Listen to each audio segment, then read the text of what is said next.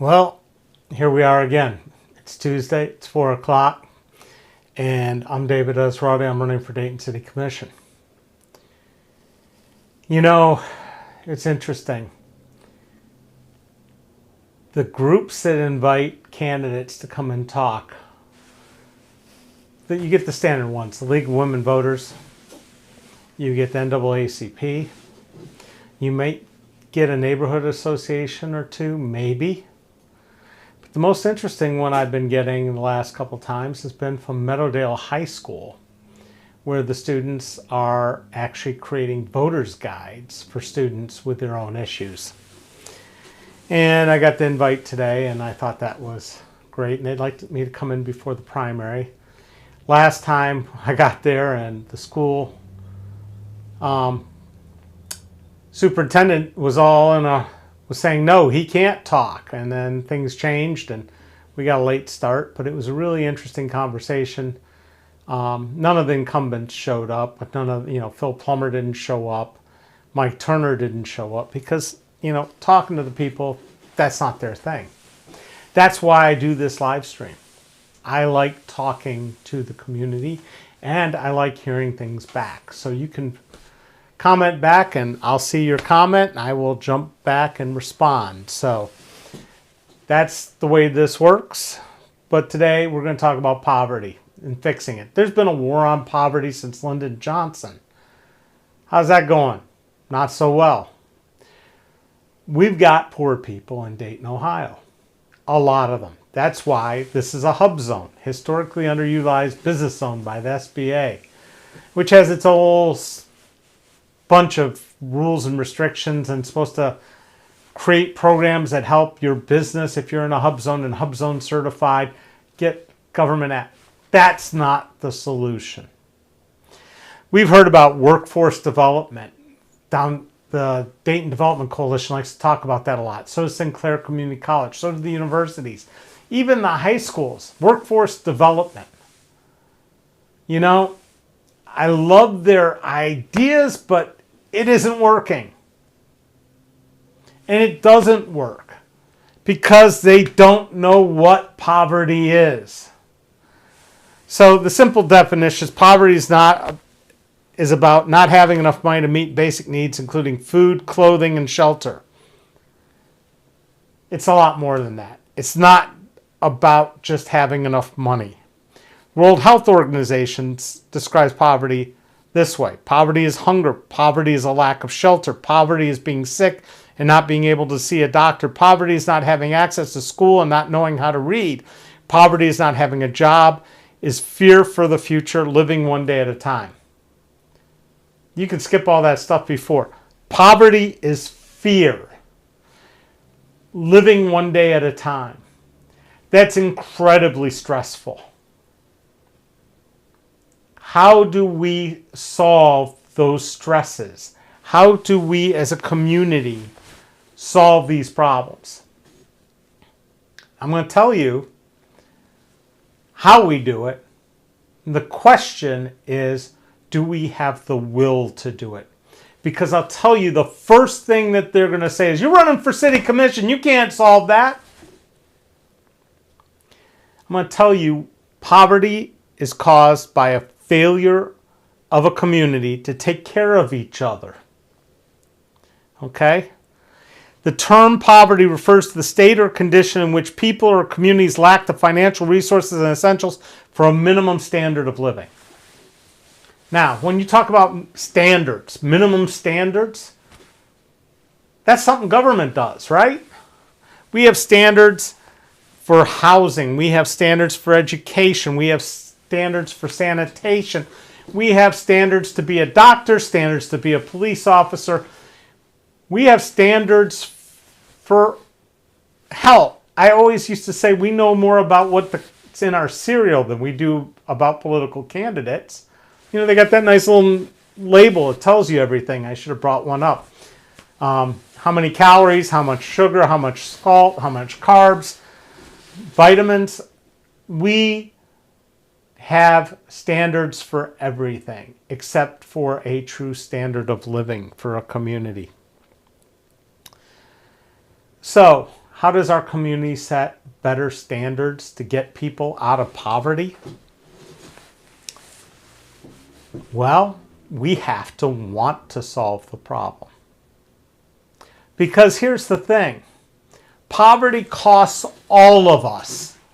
It's not something that you escape from. We pay higher costs for having poor people around. And poor people pay even more for the stuff that we buy.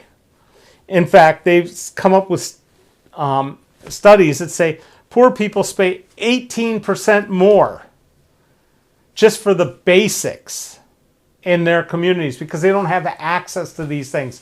We've talked about food deserts and quality food and grocery stores and tried to solve that by putting a grocery store or two on the west side that are community owned. But that's not even it, okay? The insurance companies will screw poor people. It costs more to insure houses in poor neighborhoods. Your cost of getting a loan, your credit score will be lower. Your access to healthy food, you'll pay more. We have no problem paying the price of poverty retroactively in this country. For some reason, we have all the money in the world to provide housing once you've committed a crime. There's a story a Dayton cop told me that it might be more urban myth than truth, but he said one day a guy walked into the Sunoco at the corner of Wyoming and Wayne. That's not the famous one at Wyoming, at Wayne and Kiowee, where the Limp Bizkit was going to play. The other one, the block down. And the guy walked in, put his hand in his pocket, and said, "This is a stick-up. Call the police." And they like, "What?" "This is a stick-up. Call the police," the guy says. So the police come. He surrenders. He gets in the cruiser. And he says, "I think I'm having a heart attack." And they take him to the hospital. And the city pays the bill because he couldn't afford the bill if he had a heart attack on his own. It might have been some other disease. It's been a long time since I've heard that. So, we all pay for the costs of poor health care in America. We pay out the nose for health care, 250% more than other countries. And yet we don't charge them property taxes for Premier and Kettering Health and Children's. They don't pay any taxes. All of them have private police forces. Why do they have private police forces? Who the hell gave a CEO the right to have his own protection army? Can you explain that to me? You want a private police force, you hire Dayton police officers, and we charge you a markup. There are no private police forces to protect your precious investments that we've been subsidizing for decades. Another thing is, more than half of the hospital's revenue comes from federal dollars. So what gives you the right to pay your CEO millions? What gives you the right to make all this money if you are a true public service? And why can so many people not afford proper health care, preventative, proactive health care? So why hasn't the city, why hasn't the county, why haven't we sat the presidents of these medical institutions in our community and say, look, we'll make a deal with you. We want to buy health care for everybody in Montgomery County. We want to pay you. That's problem number one. Number two, childcare. Believe it or not, back in 1993, the very first time I ran, one of the issues on my 11 by 17 tabloid-sized campaign literature was about talking about free health care. Round the clock, because back then we still had factories that were working round the clock. We don't have those anymore, although I'm sure there's a few third shift operations still going. But childcare, health, make sure kids are safe in safe environments when their parents have to go to work. Not that complicated. I've talked about this since then. I'll keep talking about it. It pays to have safe, effective childcare that's proactive and also gets them ready for preschool and gets them and brings them in up to speed. Because it costs a lot more to fix those kids later and catch them up than it does to have them moving along at the right pace. Affordable transportation. Montgomery County hasn't grown. Dayton certainly hasn't grown. But we keep building things further and further out into the farmland. When I first came to Dayton, I-675 stopped at Fairfield Road, which was a 2-lane road, and there was a cow pasture that you could hit with a football from Wright State's campus. Now look at out there. We built all that, and what did we do? We built the new mall, and then the Dayton Mall, and the Salem Mall. What Salem Mall? It's gone. We're just moving our problems around. We haven't solved anything. And then we have the issue of transportation. In order to get to those jobs out in Beaver Creek, people would have to get on the bus and ride out to about Wright State and then walk across 675 because they did that to keep the poor people out. So, one, you got to stop sprawl because it costs so much to maintain and build all that extra infrastructure. We can't pave the streets we have, but we keep expanding. Stop the expansion, reuse, reuse, reuse. And let's talk about transportation. Cars are really expensive. After the cost of housing, the second most expensive thing is transportation. And what we don't realize is it's not just the car getting from point A to point B, but it's parking it at point B that costs. How many people get in a car by themselves and go to their workplace and take up a space 20 feet long, 10 feet wide for a full day with the car doing nothing? The car just sits there. It doesn't matter what company you run, you've got to park your employees' cars somewhere. If we move to public transit that really works and people don't have to drive their cars, they don't have to spend gas, they don't have to put miles on their car, they don't have to worry about insurance, and they can get to work and the employer doesn't have to pay for a parking spot, and we don't do as much wear and tear on the roads, and we get 40 people in a bus versus 140 different cars, we start becoming efficient. It is cheaper to have free public transit for businesses, for the workers, to get back and forth to work, to make this whole thing work. Our public transit system sucks. They don't even have a clue on how to fix that.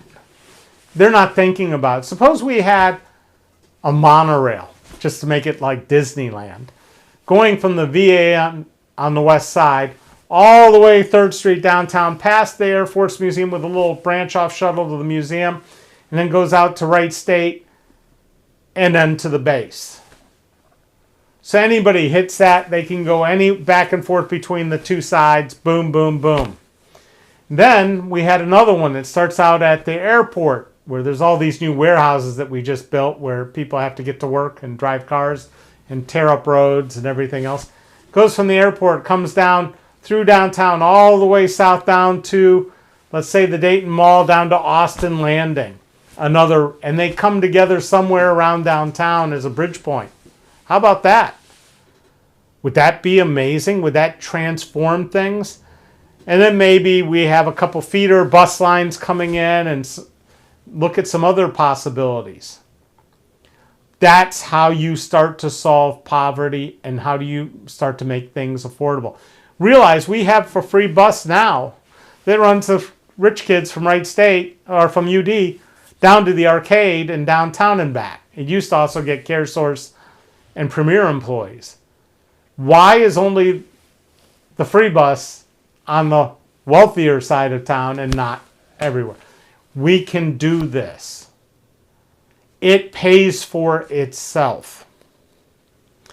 So let's talk about housing, because that's often a problem. And I'm not just talking about housing people who are homeless, okay, because that's a whole nother matter, but affordable housing. Most American housing is built for something that's unrealistic anymore. It's built for a family of 4, the nuclear family. Not everybody is that. You need to be able to have homes for 1 person, for 2 people. You need to have affordable living. When all those veterans came back from World War II, there was a rush to house them, and we had a lot of what was called single room occupancy, where people rented rooms to people, and they had shared hallway bathrooms at the end of the hall and shared kitchen spaces. Those are now illegal. That doesn't work. And we're hoping you're getting a smooth signal here, but I don't know what's happening. So, single room housing is illegal right now, single room occupancy, unless you're UD. UD has single room occupancy all over the place, where they rent rooms by the quarter or semester to students, and they get 4 rents from 1 house. Bring that back to make it easier for people to progress from homeless to housed, and also to make it easier for people to live affordably, because just turning on the utilities, just having first and last month's rent, all those things are barriers to getting people into affordable housing. Plus, when you factor in credit scores and all these other things, a lot of people end up paying too much for housing. Affordable housing also means having options, co-housing, tiny houses, group homes. Now, nobody wants a group home in their backyard, but when it comes time for people who are not fully functioning, because we have a mental health care crisis in this country as well, group homes are necessary and mandatory. We don't have those anymore. So, we reformulate our housing stock options.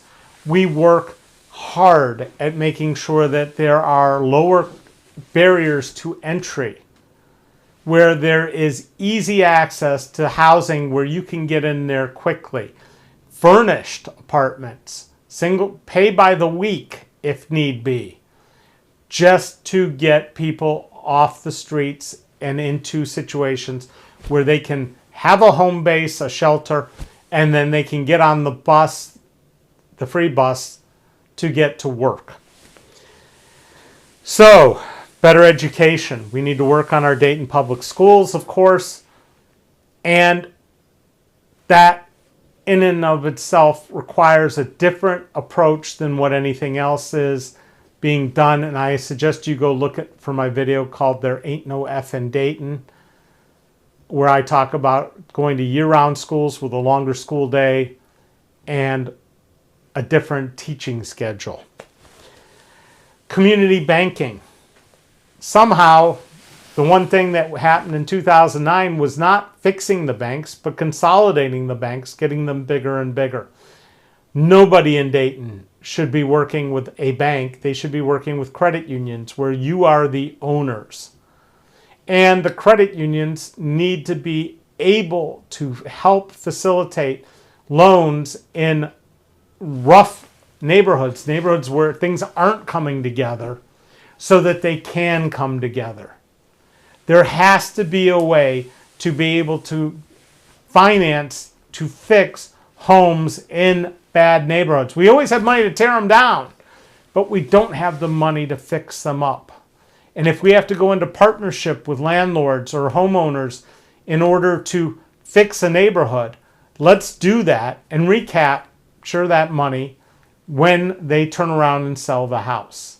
I'd rather give you $10,000 to buy a crappy house and fix it up if I'm going to get my $10,000 plus interest back in 7 years or 10 years when you move out, or in 30 years when you move out with interest because we fixed the neighborhood, then tear it down and have nothing.